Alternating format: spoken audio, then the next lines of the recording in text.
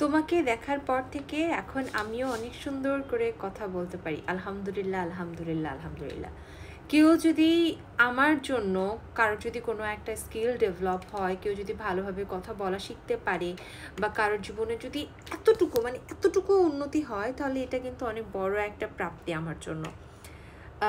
আমি টিকটক যখন শুরু করেছিলাম, আমি জানতাম না যে আমি কখনো টিকটক কন্টিনিউ করবো কিনা। এরকম প্রায় হয়, বিভিন্ন সোশ্যাল মিডিয়া আমি ডাউনলোড করি, কাজ করার শুরু করি, মানে চেষ্টা করি, বাট 5 দিন 6 দিন কাজ করার পর আর কন্টিনিউ করা হয় না।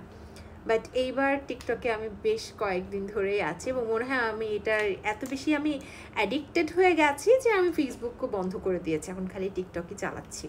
খুব ভালো লাগে। হ্যাঁ, ইনস্টা অন আছে, ইনস্টাতে সামনে হয়তো অ্যাক্টিভ হব, ইনস্টাতে আমাকে ফলো করতে পারেন। And thank you so much.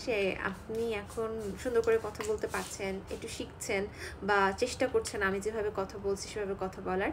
কথা বলাটা না একটা অনেক ইম্পর্ট্যান্ট স্কিল। আপনি যখন ভালোভাবে কথা বলতে পারবেন, তখন আপনি অনায়াসে অনেক মানুষের মন জয় করতে পারবেন। সো কথা বলার এই প্র্যাকটিসটা ধরে রাখবেন, বেশি বেশি কথা বলবেন, তাহলে এই প্র্যাকটিসটা হতে থাকবে, অ্যান্ড এটা আপনাকে জীবনে অনেক দূর নিয়ে যাবে, সেটা যে কোনো প্রফেশনে হোক কিংবা পরিবারের কাছে হোক। সো কথা বলা একটা ইম্পর্ট্যান্ট জিনিস, সবসময় এটা মাথায় রাখবেন।